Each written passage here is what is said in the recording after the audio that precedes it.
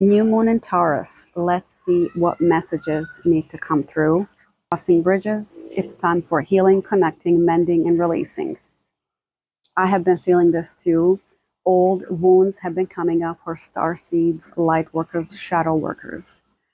People may be testing you in ways that used to trigger you in the past, but now you are feeling powerful and empowered from within. And then you know that they cannot get to you, they cannot disturb your peace. So you're finding that your gap in between being triggered and looking at it, going deeper into the trigger, why am I feeling this way? You are not responding in the way that you used to. You may have been judging yourself in the past. Now you might be catching yourself, well, no, they are wrong. You are wrong. I can believe whatever I want. You believe whatever you want, but you will not tell me how to live my life. Comment down below if this resonates. So the gap between you being triggered and releasing the trigger and getting over it is extremely fast. Crossing bridges, it's time for healing, connecting, mending, and releasing. You're going through these tests much faster because you have ascended to a higher level, to a higher consciousness level. And now you know there's no time to waste. Wandering path. Enjoy the journey. You are going more with the flow. You are hanging out more with the nature, with the trees, with the animals, with the kids, and purity of life versus people. You may be going with new people, attracting your new tribe. You may be exploring and traveling a lot more. And keep in mind that this may resonate now until 6 months from now, and especially on the full moon in November in Taurus. So whatever we set intention for now is what's going to come to fruition come around November 5th, I believe, full moon in Taurus in Scorpio season. Yes, mystic healer. Okay, so this is a specific message for mystic healers out there. I'm going to center this around you. Healing energy has been flowing through you your whole life. You may be so sensitive that you absorb everybody else's energy, and you may have so much self-doubt that it was crippling at the times, because when other people would judge you as to why are you doing this thing? Why are you studying Reiki? Why are you doing tarot? That's witchcraft. That's, taboo, whatever. They may be ostracizing you. They may be, and that happens to me too. You're a star worshiper. Okay. These people come into your life to show you that wound of the past that is encoded in your DNA. My wind chime is doing its thing. It's bringing up this pain from the past, from the ancestral trauma when women were burned at the stake for healing. It's witchcraft. And it's just really still astounding to me that in this day, 2025, when you are trying to help people out, to help them heal, mystic healer, that they're still coming for you. But now it's different because you don't give a shit. You do not give an F.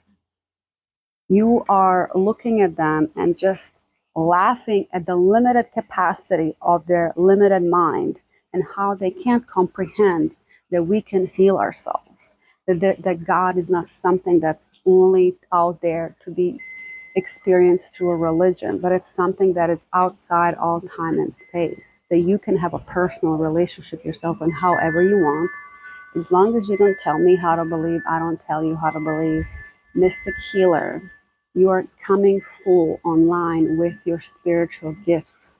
And your spiritual gifts may not make sense to you even right now, whether that is you are a Reiki healer, yoga teacher, a nutritionist, a doctor even, but there's non-traditional healers too who heal through coaching. You heal people through your own presence. You don't have to have a career in healing to be a healer. The mystic healer also heals in the dream space. When you're dreaming and sending messages and receiving messages, you are also healing at that time too. This is my favorite mermaid deck for my Mintakan starseed. Messages from the mermaids. Mystery. Life is a mystery, and it's really important to keep an open mind that we don't know everything. We don't know where our future may lead us, and we need to let go of control. And the thing I will say about the mystic healer, when you were judged in the past, you may have been immediately wanting to hide yourself and retreat, and even worse, judge yourself like I would, like judge yourself like, why are you doing this? Like, this is so stupid. Why are you putting yourself out there? But that's exactly what the resistance wants. Let's just call it resistance. The resistance is there to show you this wound needs to be healed. And it's always going to be out there, and it's usually a sign that you are ascending into a higher level and you're meant to shine. You're meant to not play small anymore. You're meant to show up and attract your tribe and help people in a bigger way. Mystery is there to be unfolded, and it can only be unfolded through unique being as yourself. And everybody's journey is unique, in a sense. Also, when these healings happen, you become more closer to your inner child. And that's why I see as we get older, we become kind of like children, where we really stop caring about what people think and we become more innocent. And this innocence needs to be protected. Also, it's a time of this discernment as to some people that are in your life. They may not be for your best interests, even though they show they are. It's important to discern who's there in your circle to support you and who's there only when they need something from you to suck your energy dry. Kaladhara. When hope is lost and a way forward cannot be sensed, Kaladhara arises as a reminder for the endless creativity and resourcefulness of the divine feminine. Her love will always find a way. If the way doesn't exist, she'll create it. If you can't see or feel how to move from where you are right now or where you want to be, Kali's wisdom and grace manifest to provide what's needed at the perfect time. Prepare yourself by regularly connecting to your heart as you remain open to receive inner guidance on how to proceed. The presence of Kaladhara reassures us that during those times when nothing appears to be happening in the outer world, there can be much of value taking place in the inner level. It's possible to learn how to see, sense, and feel the subtle inner workings of the soul. New moon in Taurus, there is a shift inside of where our self-value is and where our self-worth is, that it's not out there, but it's intrinsically within ourselves. And it doesn't need to be chased outside of us. It's within us. So when people come for you, mystic healers and divine feminine, you are now fully resourced within yourself. You are improving, you are increasing the self-love within you that you did not know it's possible.